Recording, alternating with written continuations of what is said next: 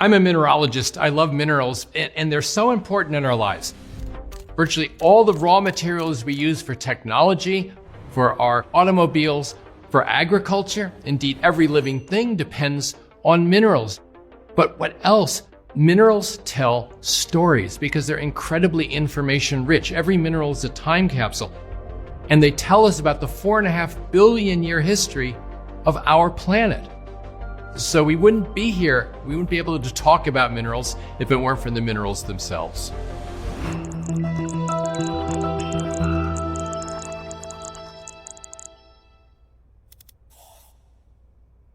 Minerals were fundamental to the origin of life.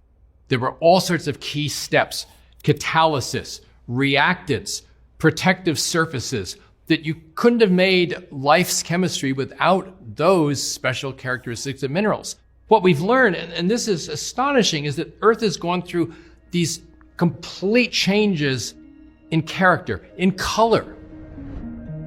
Earth started off as a black planet covered with basalt. And then the rains came, and the oceans came, and Earth transformed to a blue planet where it was covered by an ocean. Then we started plate tectonics, a process by which the near surface and the deep interior are churned in a way that creates gray continents of granite. Life evolves to produce an oxygen-rich atmosphere that rusts the planet, and you get a red planet now, much like Mars, but that's what our continents would have looked like 2 billion years ago. Then we went through periods of getting very hot and very cold, and in the coldest stages, we think the entire planet was covered by the white mineral ice. The ice melted and the continents became green because life learned to live on land. And so you now had a green planet, and you also had all kinds of biomineralization. We had shells and we had teeth and we had bones that show the struggle for survival in life, but that struggle involved minerals as well. So for that entire 4.5 billion history, we've seen the co-evolution of the geosphere and life, the abundant life we see on Earth today.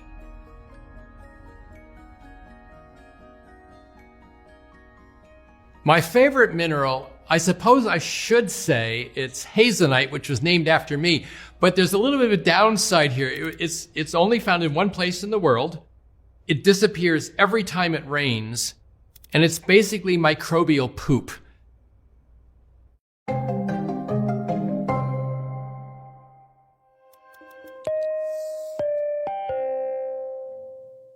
Often we think about well-being as the absence of disease, the absence of mental illness, the absence of strife. But the neuroscience and also the developmental social science help us to understand that the origins of well-being is really about balance. It's about an ability and a flexibility to manage oneself. Well-being is both a capacity and a state. And the brain data really help us to understand the contributions to that capacity and state. A concept like well-being is not applied to a person, it's conjured within the person by their own actions, by their own dispositions of mind. And that shifts the way in which we support a person in developing well-being and becoming well. I think there are practical things that you can do to support your own well-being strategically. Prioritizing the quality of the relationships that you have with the people around you, whom you care about. Setting yourself up to have control over certain kinds of social media use, certain kinds of sort of scrolling, these kind of addictive things that sort of suck you in to a pattern of appetitive wanting more and pull you out of a space where you can kind of reflect and just sort of be and construct meaningful stories about how that's happening and what that feels like. Privileging the things that you really enjoy doing with the people you really enjoy being with, taking the time to reflect and to think about what it's all for and to then enact that, giving to others, being engaged with others, we reap back the benefits of that.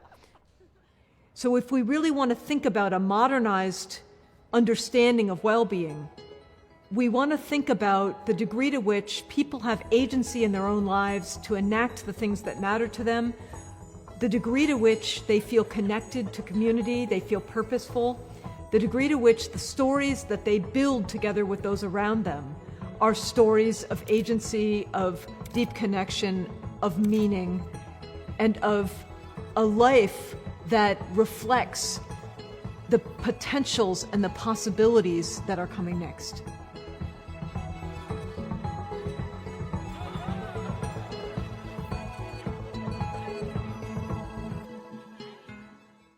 There's an awful lot of work, which I think is work we've simply created because we feel that humans cannot live without organized work.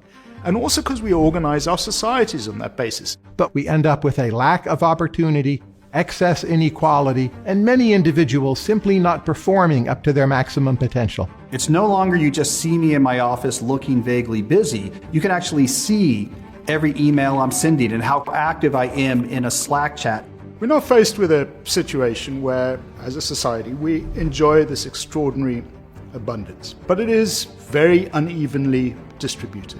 It's remarkable how weak is the correlation between success and intelligence.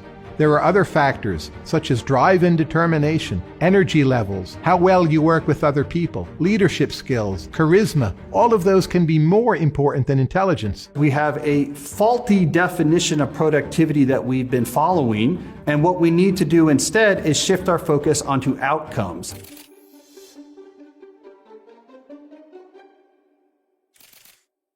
Hey Big Thinkers, we'll get back to the video in a moment, but first I want to talk to you about Odoo, the sponsor of today's video.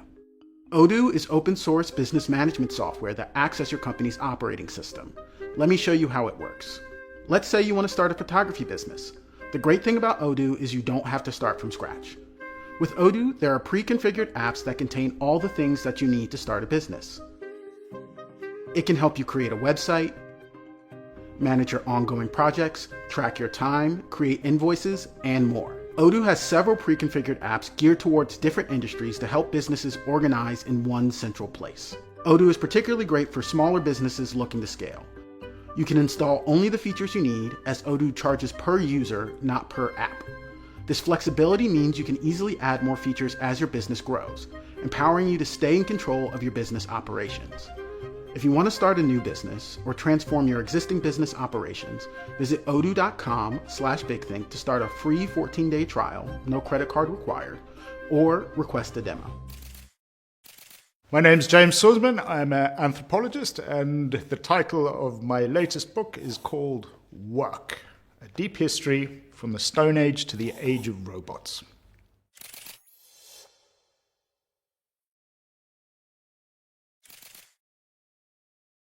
Nobody actually knows why our hunter-gatherer ancestors made the sudden transition to agriculture. It's one of the great mysteries of human history. Hunter-gatherer economies always focused on the here and now. People did not spend a great deal of effort doing anything which was more than meeting their specific needs for that day. In agricultural societies, on the other hand, everything was to do with forward planning. Everything was to do with being future-focused. Much of our financial vocabulary comes from this basic idea of herd management. Protecting your assets is exactly like having a young herdsman standing there protecting it from potential predators. You see these references and we forget them, but so many of the concepts around which we organize our economy now actually have their roots firmly planted in the fields of the agricultural revolution, and in many ways are not particularly suitable to the highly automated modern world in which we live in now. There's an awful lot of work, which I think is work we've simply created because we feel that humans cannot live without organized work, and also because we organize our societies on that basis. Going back through all of human history, there are really three great revolutions that have happened in the world of work. Now, one of them happened long before Homo sapiens was on the scene, and that was the invention of fire. Just the sheer ability to be able to make fire meant that humans were able to outsource some of their energy needs to energy stored in wood or coal or something that they could burn. And this was a fundamental transition in the way that they organized their living and working life. Partially because it expanded the number of foods that they could eat. So suddenly things like potatoes and tubers and things which are basically inedible raw They discovered you cook them, you concentrate the energy, and it was a fundamental change. It was, I believe, the source of the invention of leisure. But the historical evidence suggests that our hunter-gatherer ancestors became ever more efficient in the food quest. Hunter-gatherers engaged with the land by making a living from harvesting and, of course, hunting. And that is done with consummate skill and consummate, in some ways, ease. Now, of course, it sounds a little bit idyllic, and hunter-gatherers went through intensely difficult times, periods of climatic change, and so on, and there are genetic bottlenecks in hunter-gatherer history, but for the most part, living off the land seemed a very straightforward way of making a living, and we are, again, supremely adapted to making a living as hunters and gatherers. The second great revolution in the history of work was the transition to farming. And the transition to farming, of course, changed everything. Nobody actually knows what brought about the transition from foraging to agriculture. But whatever happened, agriculture suddenly took hold in the Middle East, and then subsequently in South and Central America, in East Asia, and in Africa. It happened in many different places, and this wasn't based on shared knowledge. We know it was preceded by a period of great climate change. Suddenly the crops that they expected, or the fruits and vegetables and animals and migrations that they expected, just didn't happen in the way they were supposed to. And during that process, something happened that persuaded people that there were certain higher yielding crops or higher yielding wild plants that they might be able to nurture and forage. The societies that developed agriculture became considerably more productive than the societies that were still living a life of foraging. And agriculture is a completely growth-based phenomenon. It's very important that everybody pulls their weight, because the amount of energy you put in was very close to the amount of energy you got out. Everybody had to do their bit. In farming societies, it was almost all about debt, because the first debt was between the farmer and the land. And those farmers who go to the effort to have the best fences, to guard their fields, weed the most diligently, to schlep up water from the riverbed if there's not enough rain. Those are the farmers that will succeed. So suddenly there's a very clear relationship between effort and reward. Of course, the transition to agriculture involved two things. One thing was domesticating plants, like wheat and maize and so on, and the other thing, of course, was domesticating livestock, and in particular livestock like sheep and goats, and perhaps most importantly of all, cattle. Now, when we think about cattle and cattle herds, we have to understand that early agricultural societies, meat was something very expensive and very rare. And in fact, what people used livestock for, in particular cattle, was actually to do work. Cattle basically could do labor for you. And cattle, in a sense, produce the basis of what our idea is of an asset base. So there's no coincidence that the word cattle and the word capital have the same etymological roots. They mean the same thing. So when we talk about capital and capital growth, actually the metaphor is very much a herd of cows. This supports larger populations. And populations always grew rapidly to the maximum size, the maximum productivity of that land. The instinctive thing you do is when that population goes up and then the harvest perhaps fails, then suddenly you think, well, we need more land. So agriculture became this great expanding force. Ever since 7,000 years ago is where you get the beginning of the third revolution in the history of work, and that is the creation of cities. In agricultural civilizations, when we tend to think of the ancient past, we do tend to think mostly in terms of cities. We think of ancient Rome or Athens or Sparta. But the truth is, in all these societies, most people still lived and worked the land. So even the most sophisticated agricultural civilizations, still 80% of people were actually in the countryside, focused all their labor energy on basically producing the energy they needed to survive and live. Life in the city encouraged two things. First of all, it encouraged the ability to control and manipulate and use surpluses from the countryside as a means to accumulate power and wealth. It created this great melting pot which allowed for this vast efflorescence of new professions, because humans, we do not like to sit still. We are naturally creative species. And within the cities, people began to create using that spare energy. You suddenly had the birth of all sorts of artisan skills. You had the birth of more complex cooking techniques. You had the emergence of all sorts of arts and music. Rome was divided into a patchwork of what were called artisan collegia, artisan colleges. You had the potters there, the leather workers there, the butchers there. And these communities actually became far more than simply communities of work. People married into them, they lived in amongst them, they became a source of identity. So that micro-revolution that happened within these cities to a completely different spaces, and it's always why there's been this long-term divide between rural world and city world. But in many senses, those cities were like sort of time-traveling microcosms of the future that we're in now. The future we're in now is one where very few of us work the land at all, and we're actually all in the business of expending energy acquired, one, by farmers in the land outside, but also two, energy that we plucked out of the ground in the form of fossil fuels and so on. We're now faced with a situation where, as a society, we enjoy this extraordinary abundance. But it is very unevenly distributed. One of the fundamental problems of more automated, more productive economy is the work that any individual can do is less and less capable of generating huge amounts of wealth. Now the best way to generate wealth is to inherit a bit of wealth and put that wealth to work. Capital creates capital. In other words, very difficult for people to be able to get any kind of the idea of the American dream of being able to work your way up from poverty to tremendous wealth. It's no longer possible to do it. So what it is incumbent upon us to do is to experiment. We don't know what it is like to deal with all these different things we have. But we should approach the problem as if we approach any other problem, an engineering problem, building a bridge over a river. And we now have the challenge of reorganizing our economies in such a way that responds to the fact that actually the way we organize our economy now is posing far greater risks than it potentially brings us benefits.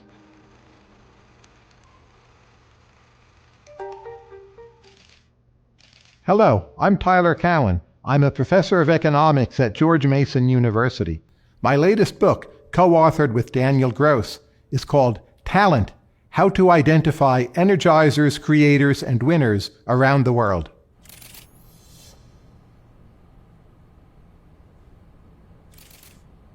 My entire life, I've been involved with starting or managing projects, and in virtually every case, I found the true binding constraint was not enough talent.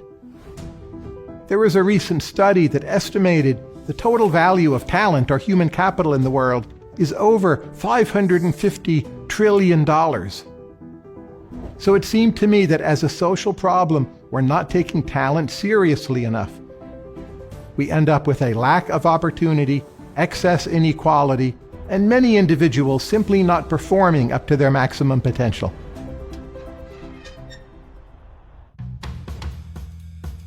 John Hammond was one of the great musical talents of the 20th century. But his contribution was not singing or playing an instrument. What he did was to find other musical talents.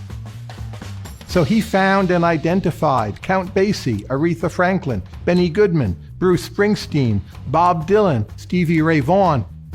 He was one of the most phenomenal talent scouts of the 20th century.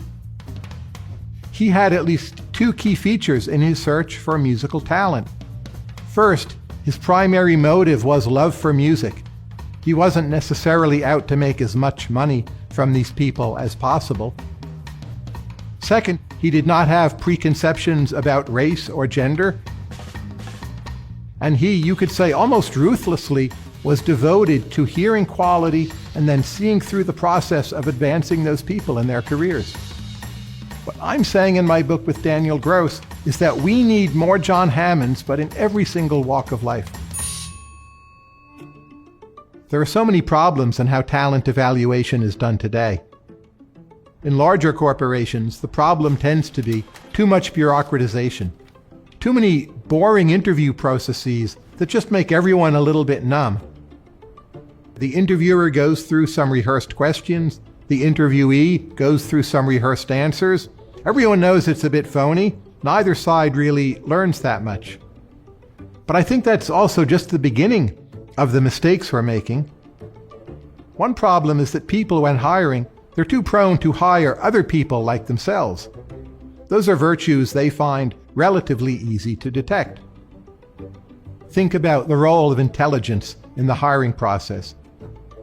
For people who are highly intelligent, highly skilled, the evidence is that they are overrating intelligence. For any kind of job, there might be some basic minimum level of intelligence that would be required. But when you look above that level, it's remarkable how weak is the correlation between success and intelligence. There are other factors, such as drive and determination, energy levels, how well you work with other people, leadership skills, charisma. All of those can be more important than intelligence. So I wouldn't say that everyone overrates intelligence, but it's the smart people who do, and that's exactly the problem. If you're hiring people, you're also looking for people who are undervalued by the rest of the market. The way you really do well is by finding undervalued talents where the rest of the market is not seeing something. It could be the market doesn't understand fully how talent works. It could be a case of prejudice. There can be issues across race. There can be qualities that might appear negative, like neuroticism. But actually, for a lot of jobs, neuroticism is a good thing. For your own success, focus not only on talent at the absolute level, but focus on which talents are the truly undervalued ones. I think another area where you find major biases is gender in the workplace. For instance, there is good evidence that very smart men tend to underrate how smart the very smartest women are. In most cases, I don't think it's explicit prejudice or chauvinism, though there is some of that. Men, when they interview women, at least on average, they tend to put too much weight on how they perceive the woman's personality, whether they individually find it pleasant or agreeable. That might matter for the job, but, very, very often it doesn't. I think by being more open and just trying to look past some of your immediate emotional reactions, you can make better decisions. Disability is a very important topic in the workplace today. But let me first say, I don't even like the word disability. What is called a disability is not in every case a disability, or it can be understood in some better and more complex way. There are large numbers of individuals who are, for whatever reasons, quite different. One of the most common reasons might be ADHD. Another possibility would be some form of autism. These individuals do not always interview well, and very commonly they didn't do well in school because our school systems, they are not well designed to deal with neurodiversity. But don't be so quick to dismiss them on the grounds of a bad interview or bad grades. Some of our greatest talents are highly unusual. There's plenty of talent there that is currently greatly undervalued. Of all the different parts of the American and indeed global economy, I think the sector that does the best at finding talent is venture capital. Because the way venture capital is structured, a lot of your investments, they're going to lose money, you know it.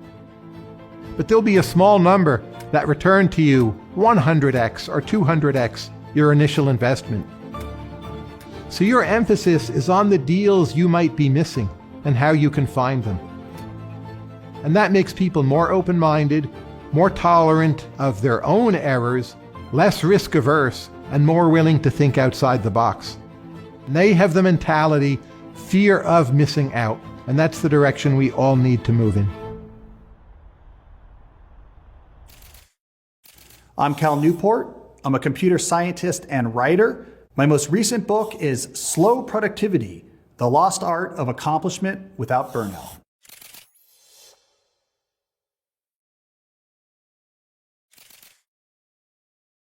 We're increasingly facing burnout.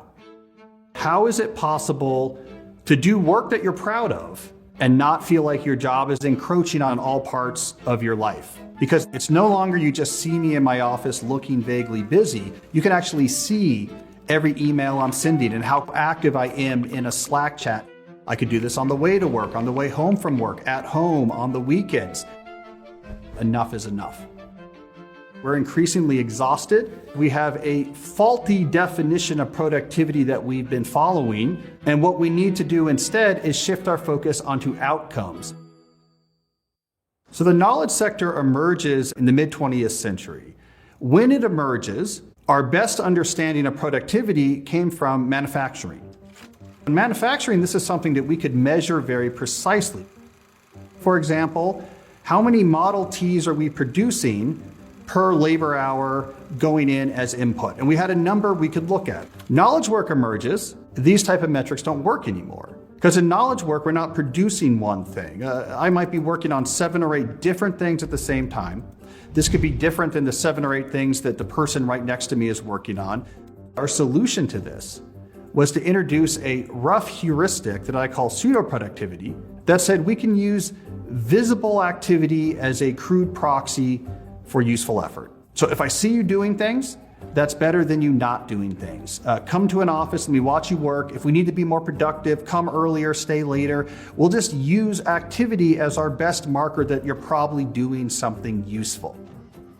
More and more of our time is focused on performing this busyness, which means less of our time is spent actually doing things that matter. So what's the solution? Slow productivity is a way of measuring useful effort that is now much more focused on the quality things you produce over time, as opposed to your visible activity in the moment. And I define it to be built on 3 main principles. The first is to do fewer things. Now, this idea scares a lot of people when they first hear it because they interpret do fewer things to mean accomplish fewer things. What I really mean is do fewer things at once. We know this from neuroscience and organizational psychology that when you turn the target of your attention from one point to another, it takes a while for your brain to reorient. The things you're thinking about over here leaves what's known as attention residue. This is a self-imposed reduction of cognitive capacity, so you're producing worse work. Even worse, it's a psychological state that is exhausting and frustrating, so the experience of work itself just becomes subjectively very negative. So what happens if I'm working on fewer things at once? More of my day can actually be spent trying to complete commitments, which means I'm going to complete them faster. And probably the quality level is going to be higher as well because I can give them uninterrupted concentration. The second principle is to work at a natural pace. One of the defining features of human economic activity for the last several 100,000 years is that the seasons really mattered. There was migration seasons when we were hunting, there was planting seasons, we were planting, and harvest seasons we were harvesting, and seasons where neither of those activities were going on. We had a lot of variety throughout the year in terms of how hard we were working.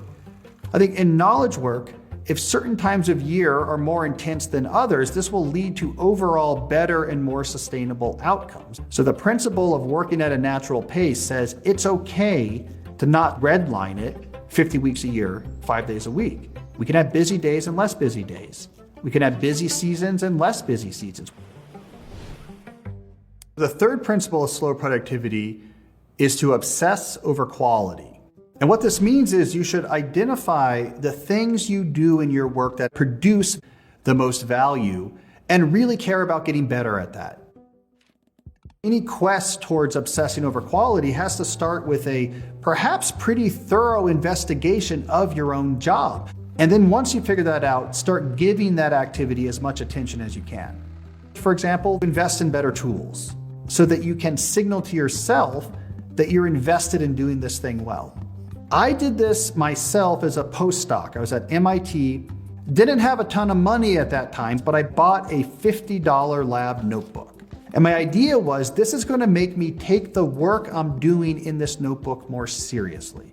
And it did. So something about having this more quality tool pushed me towards more quality thinking. So this idea that you want to slow down, that you want to do fewer things, that you want to have a more natural pace, this becomes very natural when you're really focused on doing what you do well. You begin to see all of those meetings and the email and the overstuffed task list, not as a mark of productivity, but obstacles to what you're really trying to do. If you are embracing these principles, a few things are going to happen. The pace at which important things are finished is going to go up. The quality of what you're producing is going to go up. And the happiness is also going to go up. This is going to become a much more sustainable work environment, and you're going to be doing the work that's going to make you better.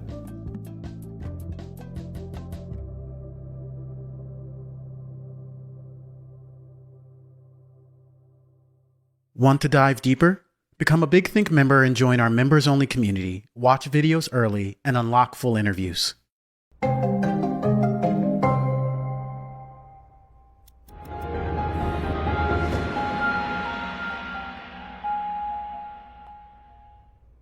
colleague asked me, was mineral X around at time Y in Earth history? It's putting a time axis on mineralogy. And this led to the idea of mineral evolution. Mineral evolution, where you start with just a few dozen minerals that form planets in the earliest stage of our solar system, to 100 minerals, then 300 minerals, then 800 minerals, then 3,000 minerals, and then life comes along and it makes another 3,000 minerals. That's evolution. An increase in diversity, an increase in patterning, an increase in complexity.